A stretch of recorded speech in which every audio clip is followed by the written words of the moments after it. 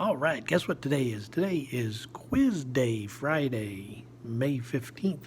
So this is a review for the quiz. What a great idea to watch this before you take your quiz.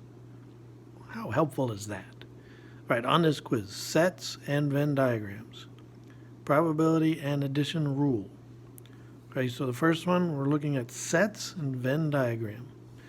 If the sets are already filled in for you, we're going to use those. If not, you have to fill them in. The difference here, notice there's no P in front. That's not a probability problem. This is a probability problem. It has the P in front. Probabilities are always less than 1 or equal to 1. It could be equal to 100%. All right, so this Venn diagram is filled out. We have 2 sets. It doesn't matter what they're, 3 sets. It doesn't really matter what they are. Remember, this symbol means intersection. So what's common in A and B? Common in A and B are these 2 right here, because that's an A and B, that's an A and B. So this is, again, is not a probability. So this is 3 plus 2. So basically it's just asking how many elements are in that set. The next one is B union C, that is all of them combined. And here, if you just look at it this way, here is B and C combined. So the 12 and the 6 are not in there. So I'm just going to add all those up. So I have 5 plus 3 plus 2. 1 and 7 and 16. Okay, so how many elements are in the set B union C? I'm just going to use my calculator. So 5 plus 2 plus 3 plus 1 plus 7 plus 16 is 34. How many elements are in that set B union C? 34. Remember, this means complement, and it means not in. So these right here are in A. What's left? These 4 are not in A. So 1 plus 7 plus 16 plus 6. So 8 plus 16, 24 plus 6 is 30. So 30 elements are not in A. This is not union A and B. So here is A and B right there. There's the union of them, but I don't want those. So I'm just going to write down the ones that I have covered up. Oops, sorry. Those are A union B. What are the ones that are not in that set? 1 and 6.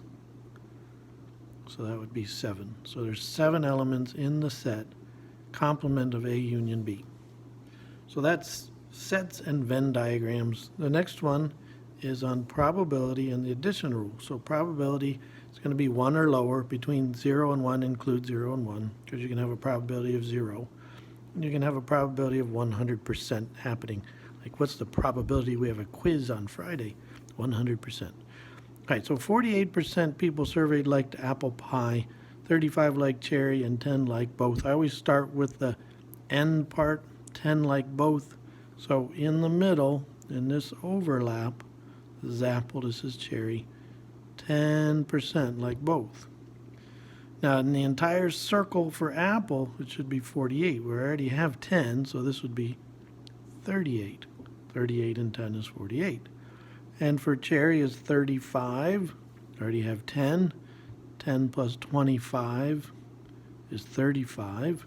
Now real quick, I need to find out how many people don't like any of these. So 0.38 plus 0.1 plus 0.25 comes out to be 0.73. So that means 27% don't like cherry or apple.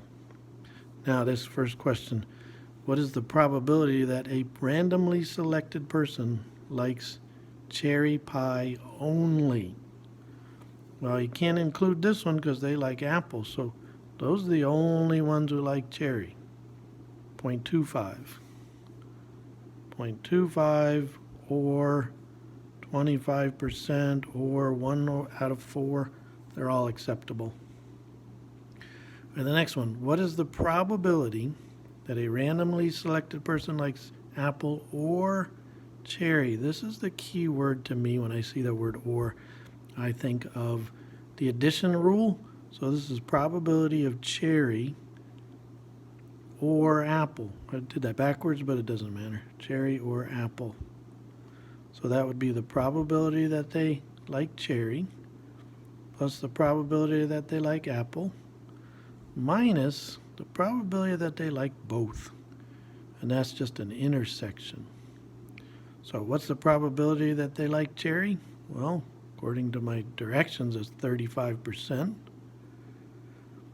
Apple is 48%. And they like both, that's 10%. Okay? Now, I could have looked at this picture and seen that right there. Well, no, I'll show you how what I mean by that in a second. But let's just add these up. Is 73, which I knew. The reason why is because 27% don't like either of them. So 100 minus 27 would be 73. All right, another problem would be like this. The table's filled out for you also. I want to ask some questions from that. High school juniors and seniors were surveyed on their favorite classes. All right, so this table is broken down into juniors and seniors, math, science, and English. All right, so these totals are important here because the probability is always over the total. So what's the probability that they like math? Well, if you look at math here, there's 45 people. So it'd be 45 over the total of 95. Now, if the quiz is in decimal form, then I'm just going to write down the decimal. Okay, so 0.47. If it's in percent, I'm going to write 47%. So this is equal to 0.47 or 47%. The next one, probability that junior and senior, in science. So junior right here, science right here, and you'll notice that they overlap at 12. It's an intersection is what the word and is. It's an intersection. 12 are juniors who like science out of the 95 people. Don't believe you can reduce that fraction.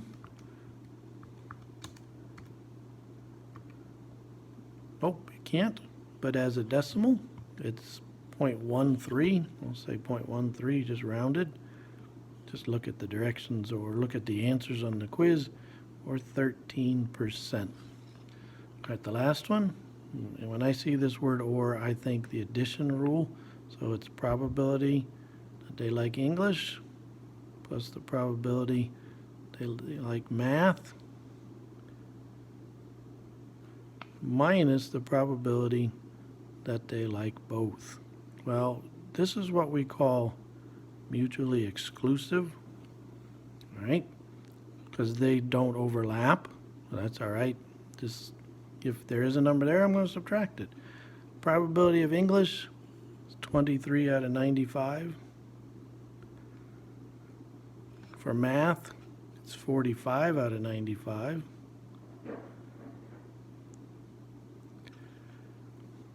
And then English and math, that's 0.